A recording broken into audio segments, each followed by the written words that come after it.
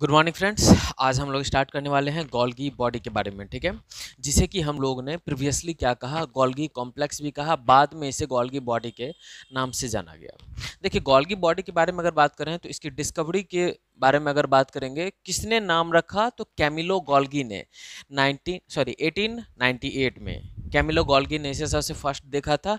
और चूंकि ये कॉम्प्लेक्स की फॉर्म में था, कैसे था, जब हम स्ट्रक्चर बनाएंगे तो हम देखेंगे इसको। एक कॉम्प्लेक्स की फॉर्म में था, बहुत सारे मतलब टाइप के स्ट्रक्चर्स एक साथ एसोसिएटेड होकर के काम कर रहे थे, इस कारण से हम इन्हें कॉम्प्लेक्स कहते हैं, ठीक है। और जिन्होंने डिस्कवर किया था उसके नाम में गोल्गी था, तो उन्होंने अपने नाम का क्रेडिट लेते हुए इसे गोल्गी कॉम्प्लेक्स कहा, ठीक है। बाद में इसे और भी नामों से जाना गया, जैसे कि डाल्टन कॉम्प्लेक्स या फिर लाइपोकॉन्ड्रिया या फिर dictyosome, bakers body, idiosome and ट्रोफोस्पोंजियम। इसे लाइपोकॉन्ड्रिया क्यों क्या कहा गया, क्योंकि रिच इन लिपिड्स थे। लिपिड्स में ये मतलब लिपिड इनके अंदर बहुत ज्यादा था, इस कारण से इसे लाइपोकॉन्ड्रिया भी कहा गया। डिक्टियोसोम कहा गया, प्लांट के गोल्गी बॉडी को स्पेशली नाम दिया गया डिक्टियोसोम।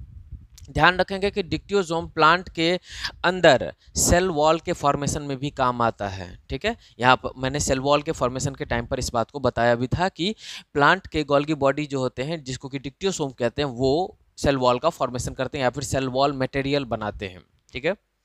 स्ट्रक्चर की बात करेंगे तो मेनली 4 चीजों से मिलकर के बना हुआ होता है। सिस्टर्नी, ट्यूब्यूल्स, गोल्गियन वैक्यूल्स, ये वैक्यूल उस वैक्यूल से अलग हैं, गोल्गियन वैक्यूल एंड वेसिकल्स, ठीक है। अब देखिए बताते हैं, इसमें सिस्टर्नी की अगर हम बात करते हैं, पहले मैं स्ट्रक्चर ड्रॉ कर लेता हूं, फिर आपको बताता हूं इसके बारे में डिटेल से। ये देखिएगा, सपोज करते हैं कि ये क्या है, ये न्यूक्लियस है, इधर क्या है, ये न्यूक्लियस है, ये न्यूक्लियस है, ठीक है। इस न्यूक्लियस से एसोसिएटेड अभी हम सिर्फ और सिर्फ एक ही एंडोप्लाज्मिक रेटिकुलम बना रहे हैं।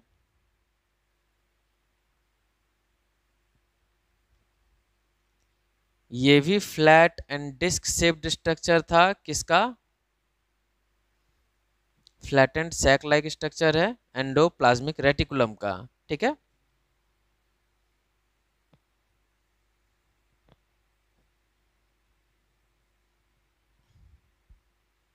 ये हमें एंडोप्लाज्मिक रेटिकुलम दिख रहा है,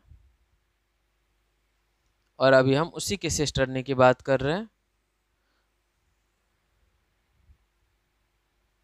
ये हमने बना लिया एंडोप्लाज्मिक रेटिकुलम, ठीक है।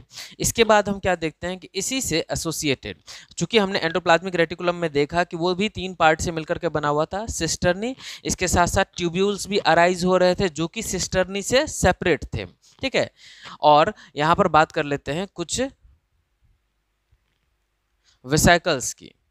ये जो हमें एंडोप्लाज्मिक रेटिकुलम दिख रहा है, इससे बहुत सारे वेसिकल्स अराइज हो रहे हैं जो कि प्रिकर्सर लिए हुए हैं, किसका, गोल्गी बॉडी के सिक्रेटरी मटेरियल का प्रिकर्सर लिए हुए। ये मैंने आपको एंडोप्लाज्मिक रेटिकुलम के फंक्शन में बताया था, ठीक है। इसमें बहुत सारे सिक्रेटरी मटेरियल भरे हुए हैं, सिक्रेटरी मटेरियल भरे हुए हैं, ठीक है। और ये सिक्रेटरी मटेरियल क्या होते हैं, लगातार इस गोल्गी बॉडी से जा करके फ्यूज होते रहते हैं। ये देखिए, ये फ्यूज हो रहे हैं, ठीक है। ये लगातार इससे जाकर के फ्यूज हो रहे हैं, ये भी इससे जाकर के इस तरह से ये यहाँ पर जाकर के इससे फ्यूज हो जाएगा। तो जिस तरफ से ये लगातार फ्यूज हो रहे हैं, उस तरफ से गोल्गी बॉडी का जो सिस्टर्नी बन रहा है, ये सिस्टर्नी है, और ये सिस्टर्नी हमें कुछ ज़्यादा बड़ा दिखाई देगा, ठीक है। क्यों, क्योंकि इधर से लगातार ये क्या हो रहा है, गोल्गी बॉडी फॉर्म हो रहा है। यही रीजन है कि हम कहते हैं कि गोल्गी बॉडी का फॉर्मेशन कौन करता है, एंडोप्लाज्मिक रेटिकुलम करता है, ठीक है। तो ये देखिए, ये लगातार फॉर्म हो रहा है। तो ये अगर अभी हम सिर्फ और सिर्फ इस जगह की बात करते हैं, तो यहाँ पर इस सिस्टर्नी के पास हमें 2 सरफेसेस दिख रहे हैं।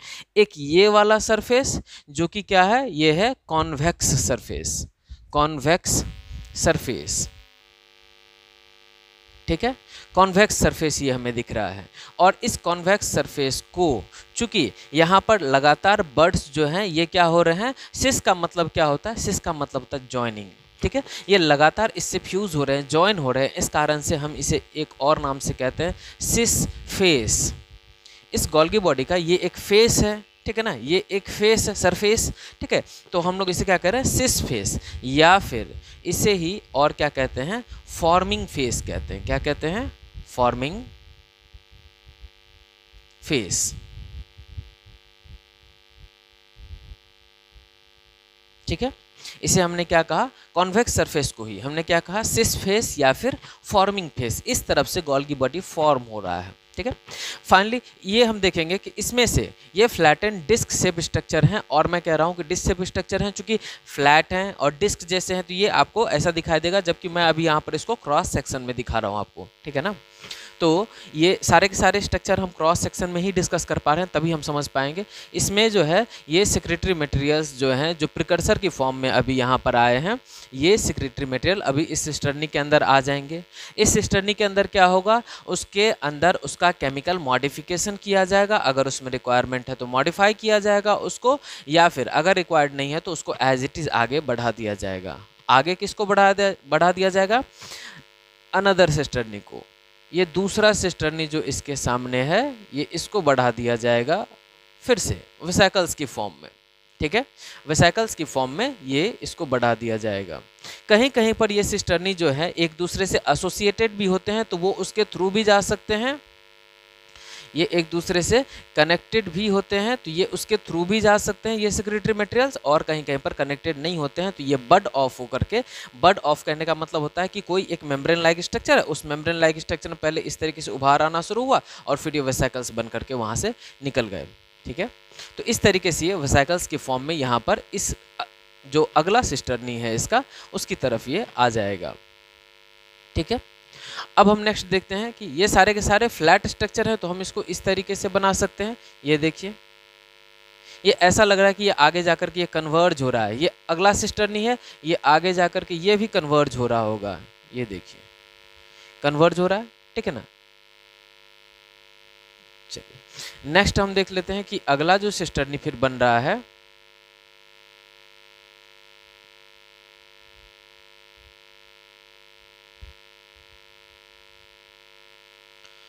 जो अगला सिस्टर्नी बन रहा है वो हमें ऐसा देखने के लिए मिल रहा है, ठीक है। फिर उसके अगला,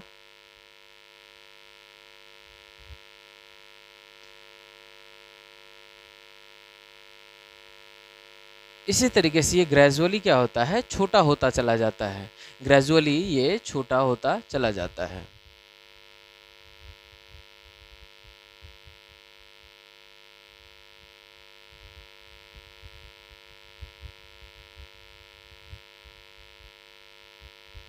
ठीक है, इस तरीके से हम क्या देख रहे हैं कि ये लगातार छोटा होता चला जा रहा है, और ये लीजिए मैंने इसका लास्ट फॉर्म बना दिया कि ये ऐसा है। हर एक सैक जो है, हर एक सैक का मतलब, सैक मतलब पाउच लाइक स्ट्रक्चर, हर एक पाउच लाइक स्ट्रक्चर इसी तरीके का है, लेकिन बस अब मैंने अभी आपको यहाँ पर क्रॉस सेक्शन में दिखाया है, इस कारण से ये आपको ऐसा दिख रहा है।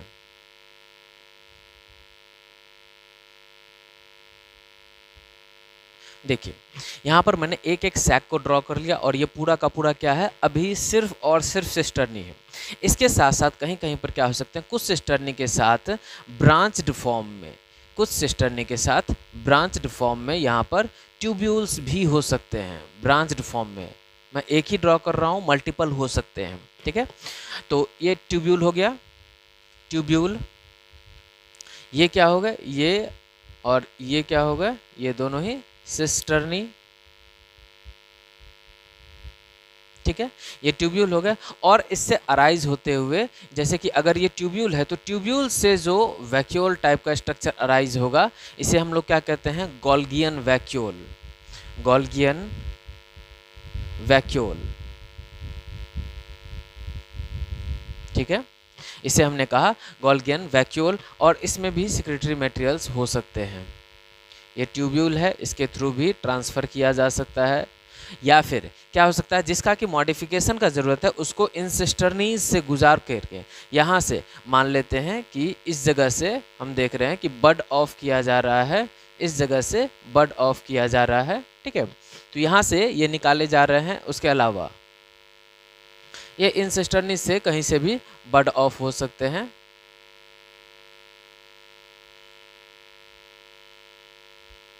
तो इन सब को हमने क्या कहा, इन सब को हमने कहा वेसिकल्स। कितना क्लियर कट हमारा ये डायग्राम बना है, देखिए इस ये न्यूक्लियस, न्यूक्लियस से कंटिन्यू हुआ कौन, एंडोप्लाज्मिक रेटिकुलम। और ध्यान से देखिए जो सरफेस या जो फेस न्यूक्लियस की तरफ है उसे हमने क्या कहा, कॉन्वेक्स सरफेस। इसी को हमने कहा सिस फेस या फिर इसी को हमने कहा फॉर्मिंग फेस। और जो सरफेस अगर मान लेते हैं कि ये प्लाज्मा मेम्ब्रेन है, यहां पर मान लेते हैं कि ये जो है प्लाज्मा मेम्ब्रेन है, ये प्लाज्मा मेम्ब्रेन है।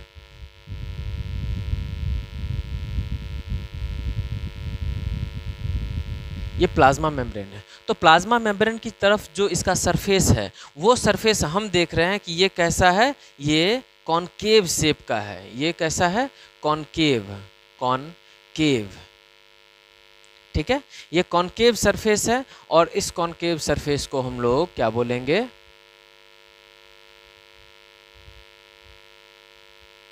ये कॉनकेव सरफेस है। और इस कॉनकेव सरफेस को और भी नाम कहा जाता है क्या, चूंकि यहाँ से वेसिकल्स क्या है, ट्रांसफर किए जा रहे हैं टुवर्ड्स प्लाज्मा मेम्ब्रेन, या तो सेल के बाहर जाएंगे या सेल के अंदर ही रहेंगे तो भी ये आगे की तरफ जा रहे हैं। इस कारण से इसे ट्रांसफेस भी कहते हैं, ट्रांसफेस। और एक और नाम कहते हैं, जिस तरह से हमने इसे फॉर्मिंग फेस का, इस तरफ से फॉर्म हो रहा है तो ये यहाँ पर मैच्योर होकर के बाहर निकल रहा है, तो हम लोग इसे मैच्योरिंग फेस भी कहते हैं, मैच्योरिंग फेस, ठीक है। देखिए ये वाला सरफेस जो टुवर्ड्स न्यूक्लियस है, हमने उससे क्या कहा, हमने उससे कहा कॉन्वेक्स सरफेस, सिस फेस या फिर फॉर्मिंग फेस। जो प्लाज्मा मेम्ब्रेन की तरफ जो सरफेस है, हमने उसे कहा कॉनकेव सरफेस, ट्रांसफेस या फिर मैच्योरिंग फेस, क्योंकि यहाँ से वेसिकल्स मैच्योर होकर के बाहर निकल रहे हैं, बड ऑफ हो रहे हैं।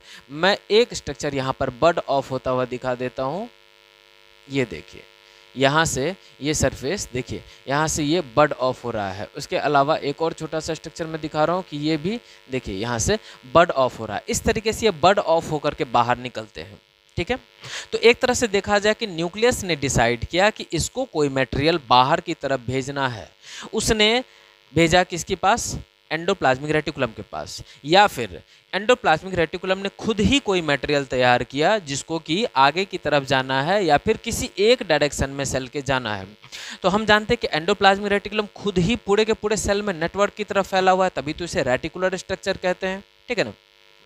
या फिर ये क्या करेगा, या तो खुद ही पहुंचा देगा या फिर ये गोल्गी बॉडी का हेल्प लेगा अगर उस सब्सटेंस में किसी न किसी तरह के मॉडिफिकेशन की जरूरत है, या फिर वहां तक एंडोप्लाज्मिक रेटिकुलम खुद नहीं पहुंच पा रहा है तो ये बीच में किसका हेल्प लेगा, गोल्गी बॉडी का हेल्प लेगा। और यहाँ पर जो हम गोल्गी बॉडी देख रहे हैं, ये देखिए बहुत सारे स्ट्रक्चर्स इससे एसोसिएटेड हैं, इस कारण से इसे गोल्गी कॉम्प्लेक्स कहा जाता है। या फिर एक और नाम कहा जाता है जो मैंने यहाँ पर ऐड नहीं किया है, गोल्गी एपेरेटस, गोल्गी एपेरेटस। क्यों कहते हैं गोल्गी एपेरेटस, क्योंकि गोल्गी जो ये गोल्गी बॉडी का जो ये जितना सारा पार्ट है ना, ये सारे के सारे एक साथ मिल करके एक मशीन की तरह वर्क करते हैं और हम मशीन को एपेरेटस भी कहते हैं। तो ये गोल्गी एपेरेटस कहला गया, ठीक है। अब ध्यान रखेंगे कि ये चूंकि क्या कर रहा है कि एक डायरेक्शनल मूवमेंट में ये पार्टिसिपेट कर रहा है, तो इस कारण से इस गोल्गी बॉडी को middle man of the cell भी कहा जाता है, middle man of the cell, cell का मिडल मैन भी इसको कहा जाता है। या फिर एक और नाम मैं कहूँगा इसको कि traffic controller of the cell, ठीक है। देखिए ट्रैफिक कंट्रोल सिस्टम जो होता है उसमें क्या होता है, वो वहाँ गाड़ियाँ रोकी नहीं जाती हैं।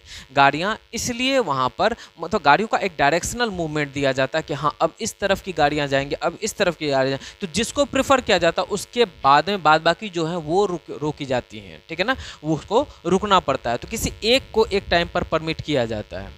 वही काम गोल्गी बॉडी यहाँ पर करता क्या है कि जब ये मटेरियल्स इधर जा रही हों तो क्या करते हैं कि उसको एक डायरेक्शनल मूवमेंट देते हैं। इस कारण से इसे traffic controller of the cell भी कहा जाता है, ठीक है।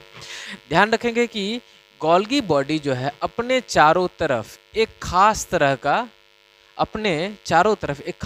का एरिया तैयार करके रखता है, जिस एरिया के अंदर कोई और मटेरियल जल्दी एंटर नहीं करता है, किसी और तरह का ऑर्गेनेल जो है वो एंटर नहीं करता है।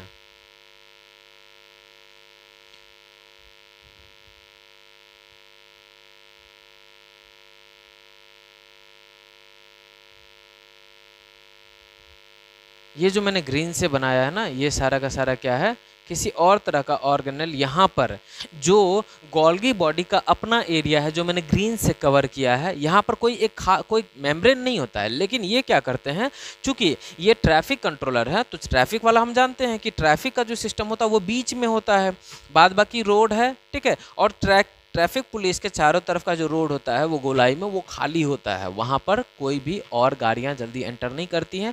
जब जो गाड़ी क्रॉस हो रही थी सिर्फ उसी समय पर उसको एंट्री मिलता है, बाद बाकी वहाँ पर एंट्री नहीं होती है। तो यहाँ पर जब जिसको जाना होगा सिर्फ वही एंटर करेगा, बाद बाकी कोई अगर सेल ऑर्गेनेल हम बात करेंगे, सपोज करते हैं कि यहाँ पर मैं बहुत छोटे फॉर्म में यहाँ पर एक माइटोकॉन्ड्रिया ड्रॉ कर रहा हूँ, ठीक है, माइटोकॉन्ड्रिया ड्रॉ कर रहा हूँ, तो ये माइटोकॉन्ड्रिया इसके एरिया में नहीं आएगा, ठीक है, इस जोन में नहीं आएगा जिस जोन को इसने अपने चारों तरफ एनक्लोज कर रखा है। और इस जोन को ये बहुत ही सेपरेट करके रखता है, इस जोन में जल्दी किसी और भी ऑर्गेनेल की एंट्री नहीं होती है। इस जोन को, ये जो जोन है, जिस जोन में गोल्गी बॉडी सिर्फ और सिर्फ खुद रहेगा और इसके सारे के सारे apparatus रहेंगे, उसको कहा जाता है जोन ऑफ एक्सक्लूजन।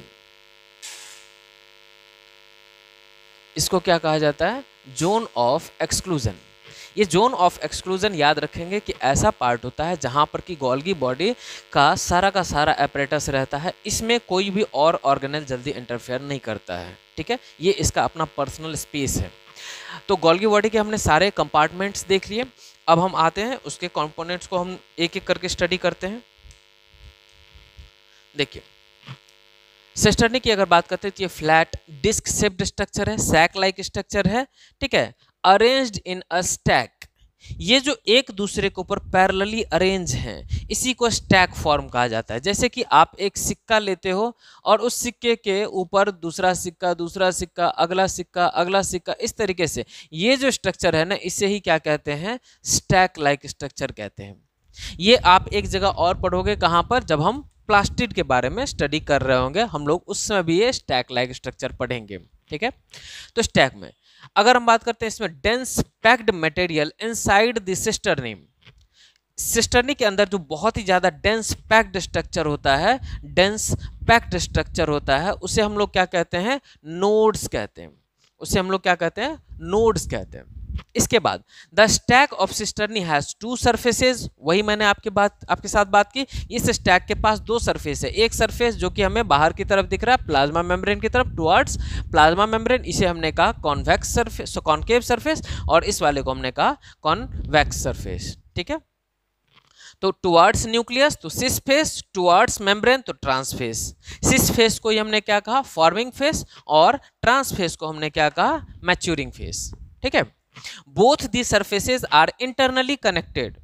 देखिए मैंने कहीं कहीं पर इसमें कनेक्शन भी बनाए, उसके अलावा ये एक दूसरे से इंटरनली कनेक्टेड भी होते हैं, ठीक है। बात करते हैं ट्यूब्यूल्स की, ये ब्रांच्ड ट्यूब्यूलर स्ट्रक्चर होते हैं एसोसिएटेड विद सिस्टर्नी, सिस्टर्नी से ही एसोसिएटेड ये ब्रांच्ड ट्यूब्यूलर स्ट्रक्चर होते हैं, ट्यूब लाइक स्ट्रक्चर्स होते हैं। और अगर गोल्गियन वैक्यूल की बात करेंगे तो ये स्फेरिकल स्ट्रक्चर होता है एसोसिएटेड टू ट्यूब्यूल। ये देखिए यहाँ पर ये गोल्गियन वैक्यूल जो कि ट्यूब्यूल से ही एसोसिएटेड है, ठीक है। और सबसे लास्ट जो स्ट्रक्चर आ जाता है, सबसे लास्ट कंपोनेंट गोल्गी बॉडी का, वो क्या है? वो है वेसिकल्स। और वेसिकल्स को क्या कहते हैं? Spherical structure arising from cisternae by budding. यहां पर से, इससे देखिए ये बर्ड्स के फॉर्म में ये बाहर निकल रहे हैं और इसे हम लोग क्या कहते हैं? वेसिकल्स कहते हैं। यहां तक में ये गोल्गी बॉडी का ये स्ट्रक्चर कंप्लीट होता है। इसके आगे हम लोग देखते हैं। आइए अब फंक्शंस के बारे में देखते हैं। गोल्गी बॉडी के फंक्शन के बारे में बात करेंगे तो सबसे चीफ फंक्शन जो इसका होता है वो होता है सेल का सिक्रीशन। ठीक है, इसका सेल से सिक्रीशन का काम इसका होता है। सेल का सिक्रीशन नहीं, सेल से इसका सिक्रीशन जो होता है वो इसका सबसे चीफ फंक्शन है। और एक्सपोर्ट ऑफ द मैक्रोमॉलिक्यूल्स, बड़े बड़े जो मॉलिक्यूल्स होते हैं उसका एक्सपोर्ट करना, सेल से बाहर भेजना। इसके 3 स्टेप्स होते हैं, मैंने इन तीनों स्टेप्स को यहाँ पर लिखा है। सबसे पहला स्टेप जो होता है वो होता है रिसीविंग।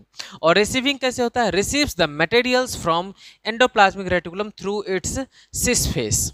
ठीक है, अपने सिस फेस से क्या करता है? ये एंडोप्लाज्मिक रेटिकुलम के थ्रू क्या करता है? मटेरियल्स को रिसीव करता है। ठीक है, यहाँ से पहला रिसीविंग हुआ। दूसरा क्या होता है? इसका केमिकल मॉडिफिकेशन होता है। कहाँ पर होता है? इसके सिस्टर्नी के अंदर। इसके सिस्टर्नी के अंदर इसका केमिकल मॉडिफिकेशन किया जाता है। ठीक है, जैसे कि एग्जाम्पल लेते हैं हम लोग, फॉर्मेशन ऑफ ग्लाइकोप्रोटीन्स। ग्लाइकोप्रोटीन बोले तो क्या? इसमें पार्ट है प्रोटीन का, और ग्लाइको बोले तो क्या? शुगर का। ठीक है, तो शुगर के साथ, ठीक है, और प्रोटीन को ऐड करना, इस दोनों को मिला करके जो हमने एक नया मॉडिफाइड केमिकल बनाया उसे हमने कहा ग्लाइकोप्रोटीन। इसके लिए क्या करना पड़ता है? ग्लाइकोसाइडेशन ऑफ प्रोटीन करना पड़ता है। ग्लाइकोसाइडेशन ऑफ लिपिड किसके लिए होगा? सिमिलरली ग्लाइकोलिपिड के फॉर्मेशन के लिए, लिपिड के साथ शुगर के मॉलिक्यूल को ऐड करने के लिए। ये दोनों ही कहाँ पर आते हैं? ये दोनों ही आपने देखा होगा जब प्लाज्मा मेम्ब्रेन हमने पढ़ा था तो वहां पर हमने पढ़ा था ये प्लाज्मा मेम्ब्रेन पर ये जो स्ट्रक्चर्स बनते हैं जो कि रिसीविंग का काम करते हैं, सेंसर्स की तरह काम करते हैं, वो उसका काम कौन करेगा? सेल टू सेल रिकॉग्निशन वगैरह का काम कौन करेगा? ये सब ग्लाइकोप्रोटीन्स एंड ग्लाइकोलिपिड्स। इसके अलावा भी इसका सेल के अंदर भी बहुत सारा फंक्शन होता है। ये बन गए, उसके बाद क्या होता है? इसका पैकिंग होता है।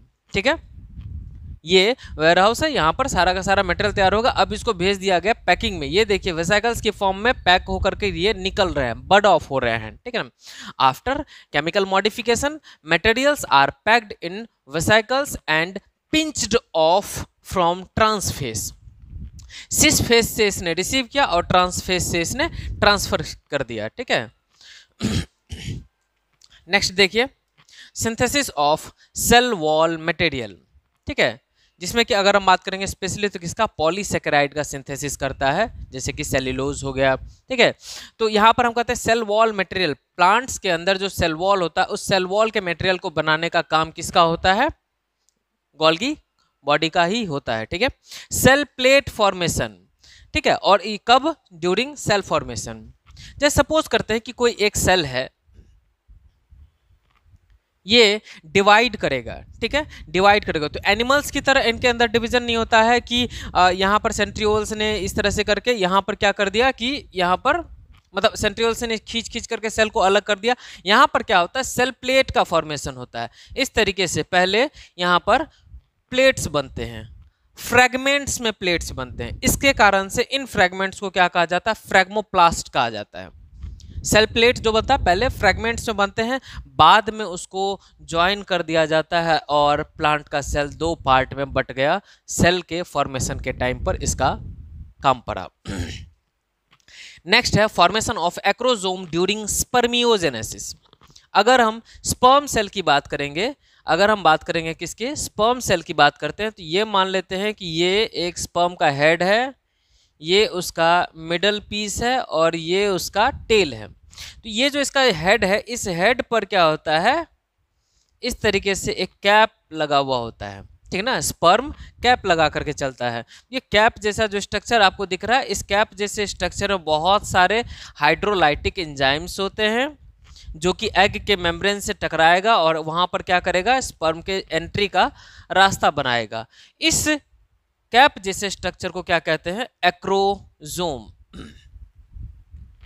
ये एक तरह से देखा जाए तो लाइसोसोमल एक्टिविटी का होता है, लाइसोसोम की एक्टिविटी का होता है, और लाइसोसोम को बनाने का काम किसका है? गोल्गी बॉडी का काम है, अलोंग विद एंडोप्लाज्मिक रेटिकुलम। तो यहाँ पर जो ये एक्रोसोम है, इस एक्रोसोम का फॉर्मेशन कौन करता है? गोल्गी बॉडी ही करता है। इसीलिए हम कहते हैं कि स्पर्मियोजेनेसिस, मतलब कि मेल गैमेट के फॉर्मेशन के दौरान उसके एक्रोसोम को बनाने का काम किसका है? गोल्गी बॉडी का है।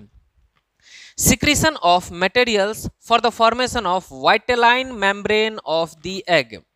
एग के ऊपर जो वाइटेलाइन मेम्ब्रेन होता है, जो उसके कैल्केरियस सेल के अंदर होता है, उस वाइटेलाइन मेम्ब्रेन के फॉर्मेशन का काम कौन करता है? गोल्गी बॉडी ही करता है। Formation of lysosome along with ER, endoplasmic reticulum के साथ मिल करके गोल्गी बॉडी क्या करता है? लाइसोसोम का भी फॉर्मेशन करता है, अभी जस्ट मैं आपको बता रहा था। और सबसे last, secretion of hormones by the glands, gland से हार्मोन का भी सिंथेसिस कराने का काम किसका है? गोल्गी बॉडी का ही है। ठीक है, यहां पर हमारा गोल्गी बॉडी का पार्ट ओवर हो जाता है। हमने सारे के सारे फंक्शंस उसके डिस्कस कर लिए, हमने उसका स्ट्रक्चर डिस्कस कर लिया। ठीक है, इसके बाद हम क्या पढ़ेंगे? इसके बाद हम पढ़ेंगे लाइसोसोम।